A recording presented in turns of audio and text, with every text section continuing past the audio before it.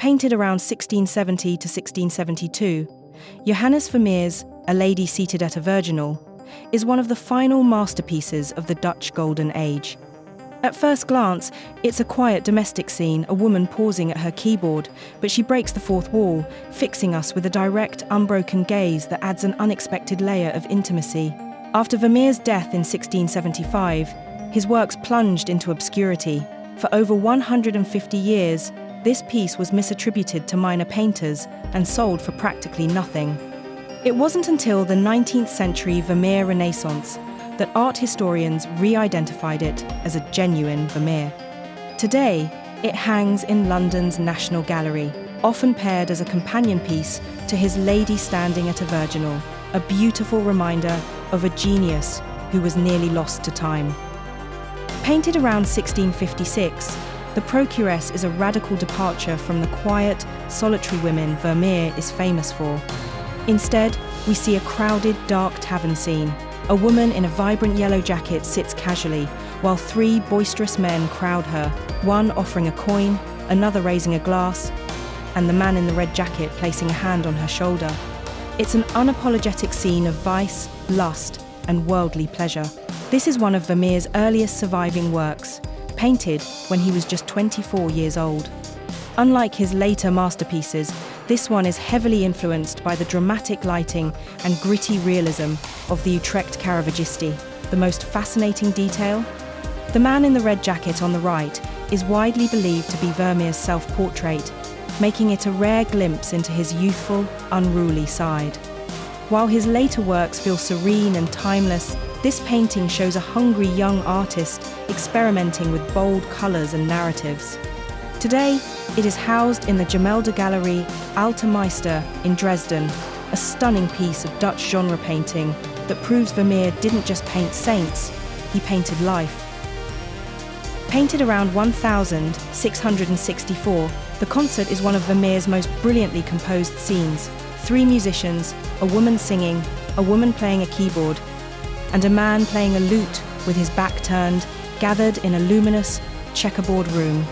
Like so many of his works, it captures the quiet, intimate rhythm of domestic music making in the Dutch Golden Age.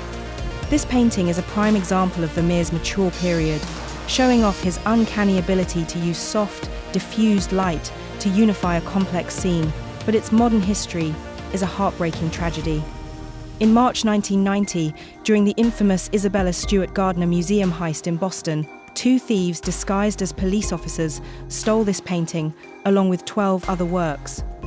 It is considered one of the most expensive stolen paintings in the world, with a value estimated at over $200 million. To this day, the concert remains missing, leaving a blank, empty frame on the museum wall as a permanent memorial to one of the biggest unsolved art crimes in history. Painted around 1665, Girl with a Pearl Earring is arguably Vermeer's most famous and enigmatic work. It is not a traditional portrait, but a trony, a fictional, exotic character study of a girl in an exotic turban, caught in a moment of intimate surprise as she turns back to meet the viewer's gaze. The creation history is just as mysterious as her expression. We don't actually know who she was, whether a family member, a maid, or a complete figment of his imagination remains an unsolved mystery.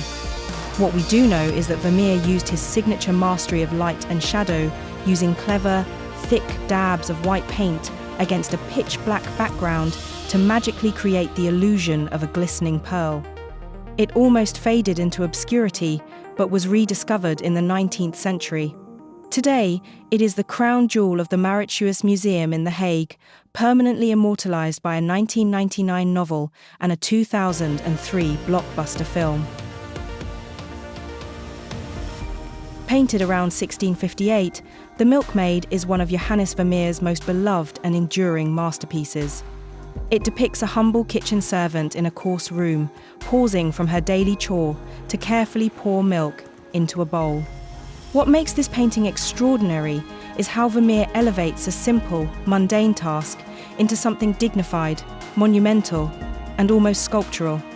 The bright, natural light streaming from the window on the left highlights the strong, heroic posture of a woman entirely absorbed in her quiet work.